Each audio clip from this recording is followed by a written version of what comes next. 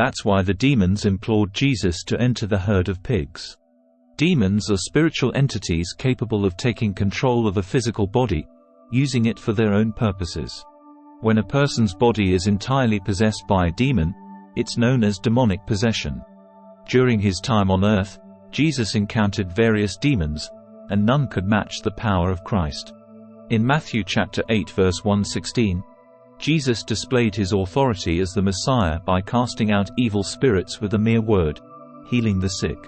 This encounter occurred in the city of Gadara, a place where Jesus confronted a demon-possessed man. The region was referred to as the country of the Garrus by Mark and Luke, while Matthew called it the country of the gatherings, also known as Gza, Kurza, and Kza. It was a small settlement located near the eastern shore of Lake Gadara. Luke's account reveals that the demon-possessed man greeted Jesus and his disciples when they arrived at the shore.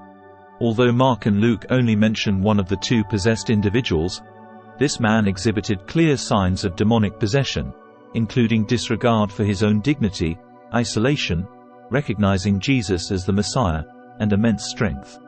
The demons within him confessed that Jesus was God, not as an act of worship but to plead for compassion, fearing early banishment to the abyss. This man was kept among the graves, allowing the unclean spirit within him to torment him with the constant reminder of death. These encounters with demons were not unique to this incident. Mary Magdalene, in Luke chapter 8 verse 1, was also freed from demon possession by Jesus.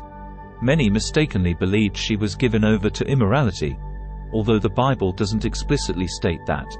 In addition, the scriptures mention 4 locations associated with wicked individuals and disobedient angels and spirits, places of torment.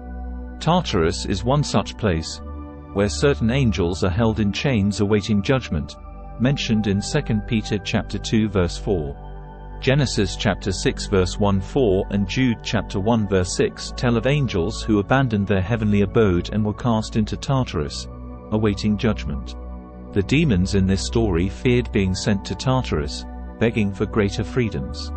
However, Jesus granted their request, and they entered a herd of pigs, which subsequently drowned in the sea. Jesus demonstrated his power over demons through this dramatic event. Jesus valued a single human life over thousands of pigs, but the locals were more concerned about their loss than the man's liberation. They asked Jesus to leave, while the healed man wanted to stay with Jesus but was told to return home and share what God had done for him. The locals' priorities contrasted sharply with those on the other side of the lake who eagerly awaited Jesus' return. The man likely wasn't a native of Gadara since he was commanded to share his testimony in Decapolis. The demons and Satan aimed to disrupt God's work and deceive as many people as possible. The Bible describes demons as evil spirits, unclean spirits, lying spirits, and angels of Satan. This exorcism in Gentile territory demonstrates the growing scope of Jesus' ministry and addresses multiple responses to his miracles, from the demons acknowledging his power to the locals' fear and the transformed man's witness. This miracle emphasizes the need to take the presence of evil and the demonic seriously. In a world filled with spiritual forces and destructive behavior, the power of Jesus is necessary to combat them. The delivered man's story highlights the importance of sharing one's experience with Jesus, even within one's hometown. This story underscores the universal struggle between good and evil, and it encourages us to take the existence of spiritual forces seriously, even in a modern world that often dismisses such concepts.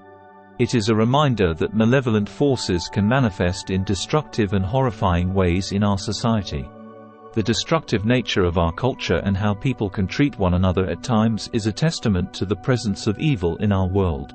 Our efforts to combat this evil are often as futile as the locals' attempts to restrain the demoniac with chains and ropes.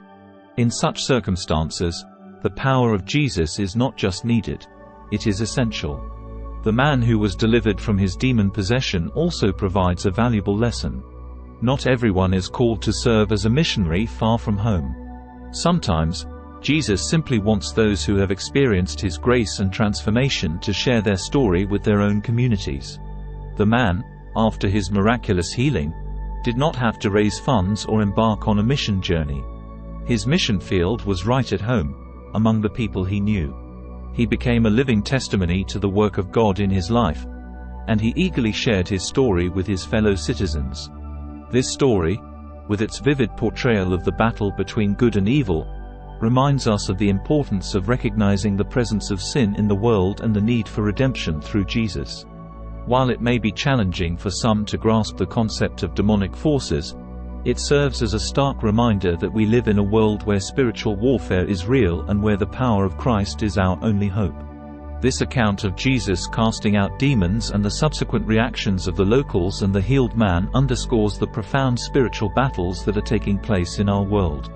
It emphasizes the need for us to acknowledge the presence of evil, take it seriously, and trust in the power of Jesus to overcome it. It also encourages us to share our own experiences of God's grace and transformation with those around us, as our stories can be powerful instruments for spreading the message of hope and salvation. This story ultimately teaches us that we are not passive observers in the cosmic struggle between good and evil. Each of us, like the demon-possessed man, has a role to play. It may not always involve confronting demonic possession, but it does involve being aware of the spiritual battles that occur around us. In our modern world, it's easy to become desensitized to the presence of evil and to dismiss the idea of spiritual warfare. We might be more inclined to explain away problems as mere psychological issues or societal factors. However, the story of Jesus casting out demons reminds us that there are forces at work beyond the physical and psychological realms. It prompts us to consider the possibility of spiritual influences in our lives and in the world. Furthermore, the story challenges us to prioritize the well-being of people over material possessions, as exemplified by the locals' greater concern for their lost pigs than the man's deliverance. It urges us to reevaluate our values and priorities, encouraging a shift from materialism to compassion, from self-interest to care for others. In the end, this account of Jesus' exorcism serves as a powerful reminder of the transformative power of Christ and his ability to free individuals from the grip of darkness. It also highlights the responsibility we have to share our own experiences of redemption and grace with those around us, impacting our communities and bringing the light of Christ into the lives of those who are still in the shadows. In a world where the battle between good and evil rages on, the story of Jesus casting out demons is a beacon of hope.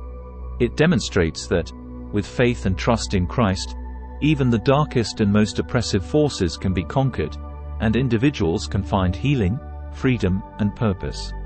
It challenges us to be vigilant, compassionate, and proactive in the face of spiritual battles, and to share the story of our own transformation with a world in desperate need of hope and redemption.